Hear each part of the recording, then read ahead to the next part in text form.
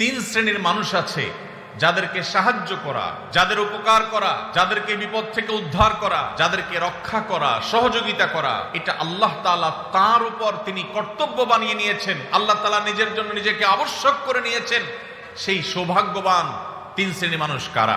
যেসব যুবক ভাইরা স্রোতের বিপরীতে, হারামের যে স্রোত জাহান্নামের দিকে নিয়ে যাচ্ছে আমাদের তরুণদেরকে, এর বিপরীতে যে সমস্ত যুবক যুবতীরা নিজেদেরকে বাঁচাবার সংগ্রামে যারা জয়ী হবেন, যারা নিজেদেরকে এসব হারাম থেকে বাঁচাবার জন্য চেষ্টা করবেন, কোরআন এবং হাদিস তাদের জন্য কিছু সুসংবাদের কথা বলেছে। এর ভিতরে এক নম্বর হলো আল্লাহ রাব্বুল আলামিন সেই সব মানুষদের সাহায্য করাটাকে আল্লাহ নিজের উপর তিনি কর্তব্য বানিয়ে নিয়েছেন। যেসব মানুষেরা চরিত্রকে হেফাজত করে, বিবাহ করে চরিত্রকে হেফাজত করবার উদ্দেশ্যে তারা, আবু হুরায়রা রাদিয়াল্লাহু তাআলা আনহু বর্ণনা করেছেন, নবীজি সাল্লাল্লাহু আলাইহি ওয়াসাল্লাম ইরশাদ করেছেন, সালাসাতুন আলাল্লাহি আউনুহুম, তিন শ্রেণীর মানুষ আছে যাদেরকে সাহায্য করা, যাদের উপকার করা, যাদেরকে বিপদ থেকে উদ্ধার করা, যাদেরকে রক্ষা করা, সহযোগিতা করা, এটা আল্লাহ তাআলা তার উপর তিনি কর্তব্য বানিয়ে নিয়েছেন। আল্লাহ তাআলা নিজের জন্য নিজেকে আবশ্যক করে নিয়েছেন। সেই সৌভাগ্যবান তিন শ্রেণীর মানুষ কারা? নবীজি সাল্লাল্লাহু আলাইহি ওয়াসাল্লাম বলেছেন, তার মধ্যে এক নম্বর হলেন আল মুজাহিদু ফি সাবিলিল্লাহ, যারা আল্লাহর রাহে জিহাদে রত থাকেন, আল্লাহর রাহে যারা জিহাদে থাকেন, সেই মুজাহিদদেরকে আল্লাহ রাব্বুল আলামিন সাহায্য করা, সহযোগিতা করা, তাদেরকে আল্লাহ রাব্বুল আলামিন মদদ করাকে আল্লাহ নিজের জন্য কর্তব্য বানিয়েছেন। নাম্বার 2, ওয়াল মুকাতাব আল্লাযী ইউরিদুল আদা, যেই কৃতদাস মালিকের সাথে চুক্তি করেছে কোন নির্দিষ্ট অ্যামাউন্ট দিয়ে সে মুক্ত হবে, তার যদি সদিচ্ছা থাকে সেটি আদায় করবার, আল্লাহ তাআলা তাকে সেটা আদায় করার জন্য সাহায্য করবেন, আল্লাহর ওয়াদা আছে। নাম্বার 3, যেই ব্যক্তিকে আল্লাহ রাব্বুল আলামিন সাহায্য করা ওয়াদা আল্লাহর আছে, আল্লাহ তাআলা সাহায্য করাটাকে তার জন্য কর্তব্য বানিয়ে নিয়েছেন, তিনি হলেন আল্লাযী ইউরিদুল আফাফ, যে যুবক, যে মানুষ বিবাহ বন্ধনে আবদ্ধ হয়েছেন, তার উদ্দেশ্য তার চরিত্র যেন কালিমাযুক্ত না হয়, চরিত্রকে হেফাজত করবার জন্য যে বিবাহের পথ বেছে নেয়। নবীজি সাল্লাল্লাহু আলাইহি ওয়াসাল্লাম বলেছেন, এই বিবাহ করা মানুষ, এই চরিত্র রক্ষা করা মানুষ, এই বীর, একে আল্লাহ রাব্বুল আলামিন সাহায্য করা, তাকে অর্থনৈতিকভাবে বরকত দেওয়া, তার জীবনের সার্বিক কল্যাণ দান করা, এই জিনিসটা আল্লাহ নিজের জন্য আল্লাহ কর্তব্য বানিয়ে নিয়েছেন। ভাইরা আমার, তাহলে প্রথম সুফল, প্রথম উপকারিতার কথা আমরা জানলাম। যে সমস্ত যুবকেরা, যে সমস্ত বোনেরা তারা বিবাহের পথ বেছে নেন, হারাম পথ বেছে নেন না, আল্লাহ রাব্বুল আলামিন তাদেরকে চরিত্র হেফাজতের উদ্দেশ্যে বিবাহ করলে আল্লাহ তাআলা তাদেরকে সাহায্য করাটাকে আল্লাহ নিজের উপর আবশ্যক করে নিয়েছেন। নাম্বার 1।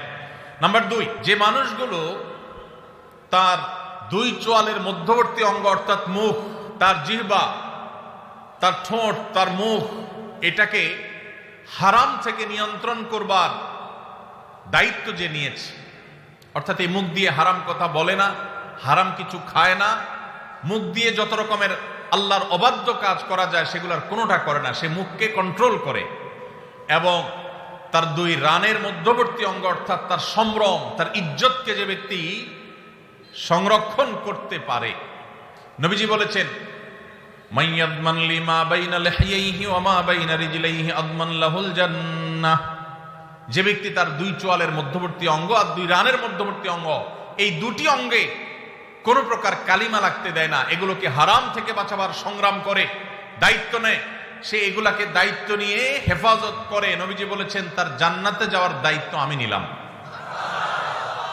ভাইরা আমার, প্রিয় নবী সাল্লাল্লাহু আলাইহি সাল্লাম যদি কারোর জান্নাতে যাওয়ার দায়িত্ব নেন, তাহলে তার আর কোনো ভয়ের কারণ আছে? তার জান্নাতের পথ ঠেকাবার শক্তি কারোর আছে? এত বড় অফার, এত বড় সুসংবাদ অন্য কোন নেকামল করার ক্ষেত্রে সচরাচর পাওয়া যায় না। যুবক ভাইরা, যদি যৌবনের সময়টাকে কালিমা মুক্ত রাখবার সংগ্রামে আপনি জয়ী হতে পারেন, মনে রাখবেন এটা হলো আপনার সবচেয়ে বড় বীরত্ব, এটা হলো আপনার সবচেয়ে বড় বাহাদুরি, এটা হলো আপনার সবচেয়ে বড় পুরুষত্ব। কারণ আপনার মধ্যে কন্ট্রোলিং পাওয়ার আছে, নিয়ন্ত্রণ করবার ক্ষমতা আছে, যৌবনের তাড়না আছে, যৌবনের উচ্ছলতা আছে, যৌবনের স্পৃহা আছে, যৌবনের তাগাদা আছে, সেটা আপনাকে হারামের দিকে যেতে বলে। এবং হারামের দিকে যাওয়ার জন্য শত সহস্র অফার এবং সুযোগ আপনার সামনে আছে। এরপরও আপনি নিজেকে যদি নিয়ন্ত্রণ করতে পারেন, নিজেকে যদি আটকে রাখতে পারেন, হারাম থেকে যদি বাঁচাতে পারেন, তাহলে মনে রাখবেন আজ এই 2025-এর যে পৃথিবী, আধুনিক পৃথিবীতে এর চাইতে বড় বীরত্ব মুসলিম তরুণের জন্য আর কোনো কিছুই হতে পারে না।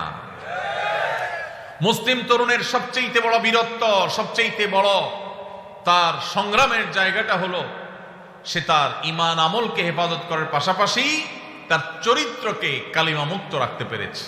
আল্লাহ তাআলা আমাদের যুবক ভাইদেরকে সেই তৌফিক দান করুন। ভাইরা আমার, যদি আপনি এই কাজ করে এই সংগ্রামে যদি আপনি জয়ী হন, তৃতীয় যে পুরস্কার আপনার জন্য রয়েছে সেটি হলো, আমরা সবাই জানি কিয়ামতের ভয়াবহতম দিনে যে সকরুণ দৃশ্যের অবতারণা হবে, যে নির্মম দৃশ্য সেদিন আল্লাহ তাআলা সৃষ্টি করবেন, সেদিন প্রত্যেকটা মানুষ পাগল পরা হয়ে যাবে। মাথার খুব কাছাকাছি সূর্যের অবস্থান হবে, এখনকার মতো লক্ষ লক্ষ কিলোমিটার দূরে নয়, একেবারে মাথার খুব কাছাকাছি সূর্য অবস্থান করবে। পুড়ে ছাই হয়ে যাওয়ার কথা, কিন্তু পুড়ে ছাই হবে না, আল্লাহ তাআলা ছাই হতে দিবেন না। মানুষ বেঁচে থেকে ছটপট করে করে আল্লাহর কাছে আর্তনাদ করতে থাকবে যে এই সূর্যের উত্তাপ, এই আগুন, এই কষ্ট, এটা থেকে মুক্তি চাই আল্লাহ, প্রয়োজনে জাহান্নাম দিয়ে দাও। তারপর না, মৃত্যুকে আল্লাহ তাআলা চিরতরে শেষ করে দিবেন। শুধু ভোগ, জান্নাতীদের নেয়ামত, জাহান্নামীদের শাস্তি, দুইটাই স্ব অবস্থান থেকে ভোগ করবে। এটা শেষ হবে না, মৃত্যু আর আসবে না। কিয়ামতের সেই ভয়াবহতম দিনে আল্লাহ রাব্বুল আলামিন সেই তরুণদের, সেই যুবক ভাইদের, সেই যুবতী বোনদের আল্লাহর আরশের নিচে ভিআইপি প্যান্ডেলে আল্লাহ রাব্বুল আলামিন ছায়া দিবেন, যাদেরকে কিয়ামতের কোনো কষ্ট স্পর্শ করবে না, কিয়ামতের কোনো ভয়াবহতা তাদেরকে পাবে না, কিয়ামতের কোনো ভয়াবহতা, কোনো টেনশন তাদের টাচই করবে না।